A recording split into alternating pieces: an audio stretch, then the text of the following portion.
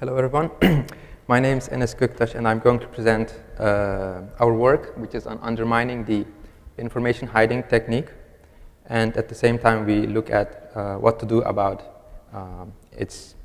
improving its security. So let me start off with by giving an overview of my presentation. So it's all about mitigating code reuse attacks. So we want to stop code reuse attacks. And the promising way to do this is extracting and isolating code pointers in the program. There are several ways to do this. So you can extract and isolate it, but there are several ways to isolate the code pointers. And one of those ways is the information hiding technique. And we actually look at the information hiding technique, and we actually argue that it might not be a good idea to go with the information hiding technique. And especially for the following reason. The defenses that isolate the code pointers, they have to create a sensitive region area per thread. And the problem is, the more threads you spawn in the program, the more sensitive regions you have in the memory space. So this hurts the information hiding technique, because information hiding technique tries to actually, it trusts that the address space is so large that the sensitive region cannot be found by the attacker. And by actually getting more and more sensitive regions in the memory, you increase the chance of finding such a region.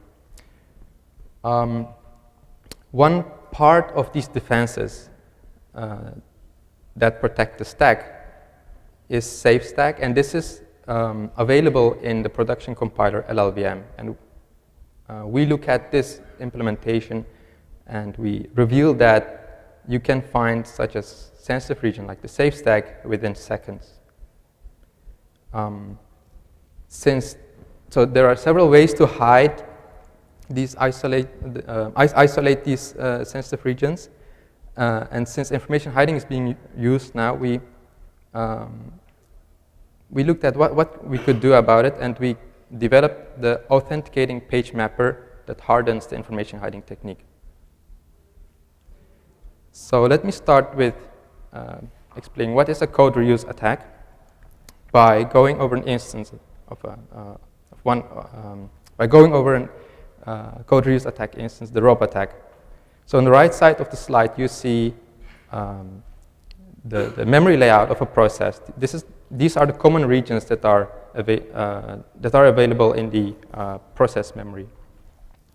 So you have a code region, a data region, a heap, and a stack. The heap contains the dynamic data, and the stack contains the execution context of the program. So what an attacker does in a rope attack, it injects a fake stack in the program, and this fake stack contains code pointers that define a fake execution context. But by using a memory vulnerability, the attacker changes the stack pointer from the original stack to the fake stack, and when the program continues the execution, it executes actually what the attacker has prepared, so the fake execution context, and the attacker in the end executes what it desires in the program. So how does the attacker get to know these code pointers? Well, if you don't have any memory protection, every region in the memory will be mapped at the same location, at a fixed location. You just need to know what kind of program, like what's the version of the program that's running. Once you know that, you know what is where in the memory space. And then you can just infer all the code pointers. So there are several techniques to protect the code pointers. One of the widely used defense mechanism is the address space layout randomization, where the regions get randomly mapped in the address space. However, the problem with this is that once the attacker leaks just a single code pointer or a data pointer, it knows where the rest in that code region is. So by leaking just one address, he can infer the other code pointers. Like, for example, it could reveal the one return address on the stack, and then you have all the code pointers you need. To prevent inferring the rest of the code, if you have one code pointer with function or instruction level randomization, you won't get to know the other parts of the code. You just know, okay, I have one pointer, probably I know what there is, but I don't know what there's more in the code region, because it's all randomized. And the problem with this is that the JIT drop attack reads the regions on the fly during the attack and builds the rob chain with what it has found. And so it builds it during the attack on the fly, and then once it has the rob chain, it changes the control flow to the generated rob chain. So these randomization techniques raise the bar for attackers, but it's still not good enough. So state-of-the-art defenses propose to isolate these code pointers. And the several ways to do that are the hardware segmentation, where special registers are used, and these special registers have a boundary. So by using these special registers, you can prevent an attacker from reading beyond the boundary, like access the sensitive regions. Another technique is the software fault isolation, where you put limits on memory reads and writes. So you prevent the attacker from reading again, for example, from the sensitive region. And a third way is the information hiding. The state-of-the-art defenses that isolate the code pointers are ASLR guard and code pointer integrity. They have two types of sensitive regions, safe areas. One is for the stack, where it separates the return addresses from the stack to protect them against buffer overflows. And so the safe stack contains the return addresses, and it also has, so these defenses also have the safe region, which contains the rest of the code pointers, like function addresses.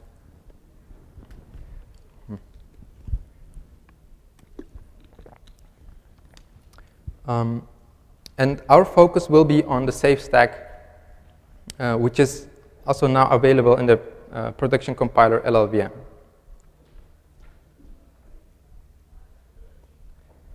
So information hiding is the preferred model because hardware segmentation is not available on 64-bit, and it has a lower performance overhead than software fault isolation.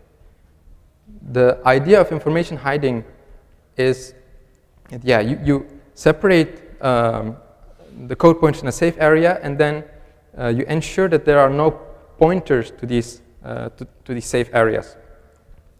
And then another assumption is that these safe areas have a very high entropy, so they are very hidden in the memory address space. So we looked at both of these assumptions, and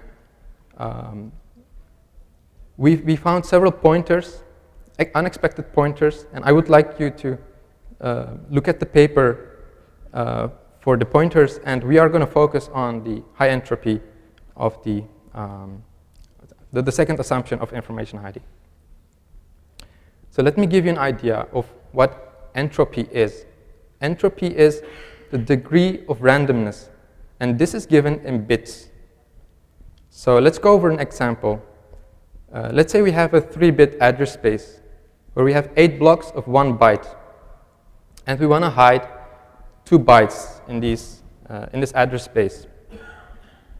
2 bytes can be represented as 2 to the power of 1. So it consumes 1 bit of the 3-bit address space. So the entropy reduces from 3 bits to 2 bits. And you can read this in 2 ways. So if the attacker so if you say, okay, what is his hit chance? If he randomly tries to hit the sensitive region, what's the chance of hitting the sensitive region? In the case of 2 bytes hiding it in a 3-bit address space, this would be 25%. And if you would look at the number of probes it would be 4 in the worst case. If you double the size of the sensitive region, the entropy reduces, because 4 bytes can be represented as 2 to the power of 2, which means that the sensitive region consumes 2 bits of the 3-bit address space. And then you can read this as there's a hit chance of 50%, or the attacker needs at least, in the worst case, 2 probes. And if you double it again, this would reduce to 0 bits of entropy, and there would be a 100% hit chance. So now let's look at the 64-bit address space. Let's say you want to hide 1 byte in this 64-bit address space. Since this byte can be placed anywhere in the address space, the entropy is 64 bits. However, there are several reasons this entropy can reduce. For example, Linux, the user space of Linux uses 47 bits of entropy. It uses 47 bits of the memory address space. So the entropy would be 47 bits for this 1 byte. If you want to use 1 byte in the address space, you have to allocate 1 whole page, which is 4 kilobytes, which can be represented as 2 to the power of 12. So the entropy reduces by 12 more bits, and entropy becomes 35 bits. Okay, now if we look at the safe stack, the default stack size in Linux is 8 megabytes, and for compatibility reasons, safe stack has the same size. So allocating an 8 megabyte sensitive region in the memory address space would reduce the entropy by 11 more bits. So the entropy is 24 bits for the safe stack, for 1 stack. So, however, the entropy can reduce even more, as you would expect, if you spawn more and more threads. So you force the program to legitimately spawn as many threads as possible. So having 1 more thread spawns another stack, and the sensitive region in the memory address space doubles, so the entropy reduces by 1 more bit. Spawning 2 more threads reduces the entropy to 22 bits, and if you would spawn 128K threads, the entropy would reduce to 7 bits. So the worst case number of probes you would need drops to 128. However, the entropy of mmap in Linux is 40 bits. So in this case, the entropy would reduce to 0, and you would have a worst case number of probes needed of just 1. So we looked at thread spraying in different applications. We looked at Firefox, Chrome, and MySQL. We found that in Firefox, the number of threads you could spawn in JavaScript is unbounded. So you could, in theory, drop the entropy to 0. In Chrome, the number of web workers you could spawn was about 50 to 60, but changing a global variable allowed us to spawn 250 web workers. We think that by looking at other global variables, one could find other ways to increase this number. In MySQL, we were able to increase the number of threads from 150 to 1K. And we think the same for MySQL. We had contact with Firefox, and Firefox is going to look into it, and they're going to put a limit in the number of threads. And to show that it is actually practical, we developed a proof of concept in Firefox where we spawn like 2,000 threads, and we use a cache memory probing to find like a safe stack, and we were able to find a safe stack within 3 seconds. This is just to show that you can do this with reasonable resources. With much higher resources, much better hardware, one would be able to spawn much more threads, and the cache memory probing won't be needed.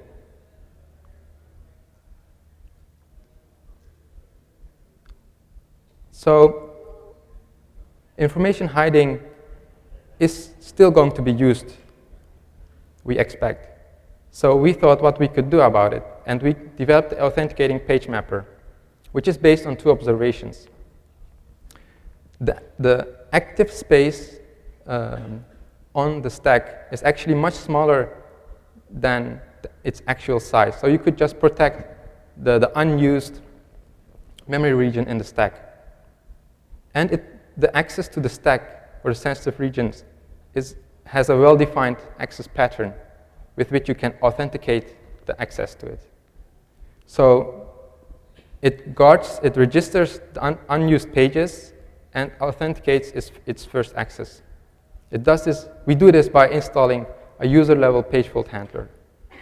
Then any access to the registered page gets authenticated by this page fault handler.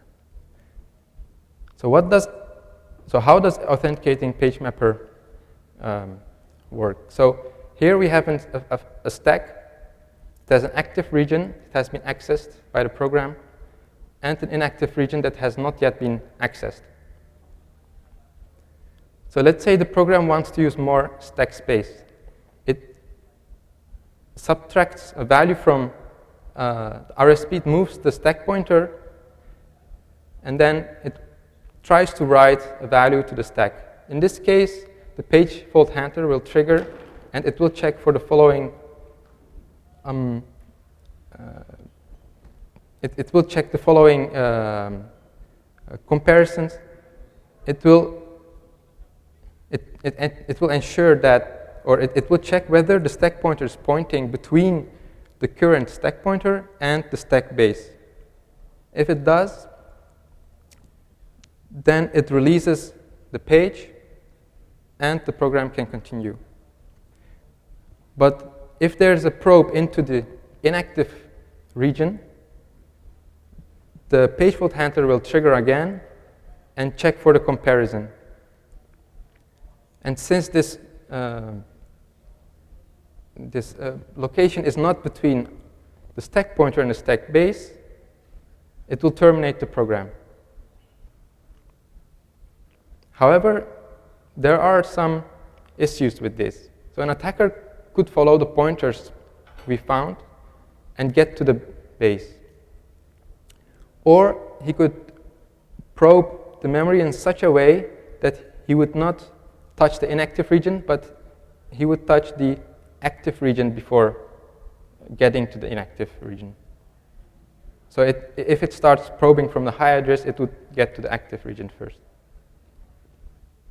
So as a solution, we came up with inflating the stack and then moving the original stack randomly in this inflated stack.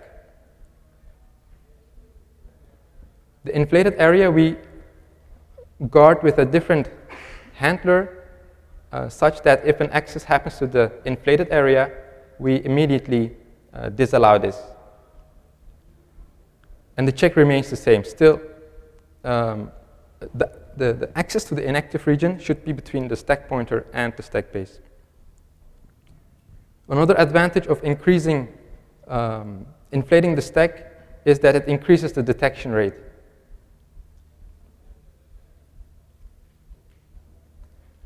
So we evaluated the performance overhead of APM with SafeStack on spec CPU and browser benchmarks in Chrome and Firefox. And we had negligible overhead. And this is especially because the total time of the authentication is far less than the execution time of the benchmark itself.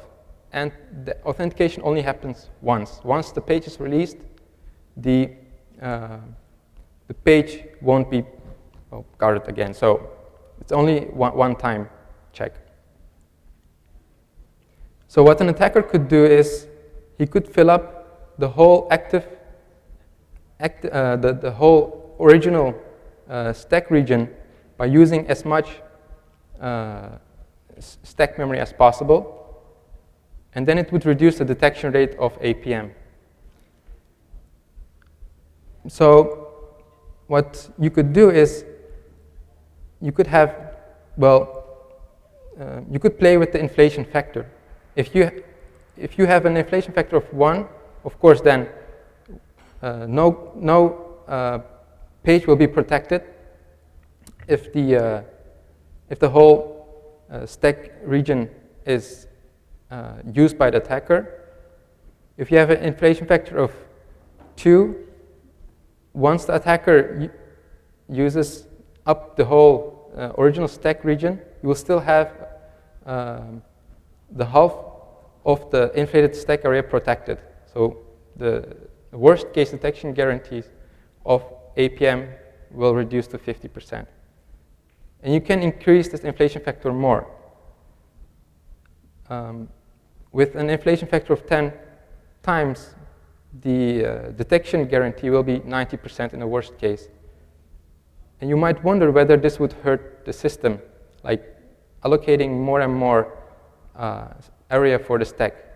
Actually, this won't hurt the system because the inflated area won't be physically mapped.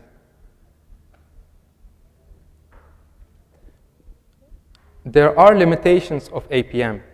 For example, if the application itself is storing pointers to the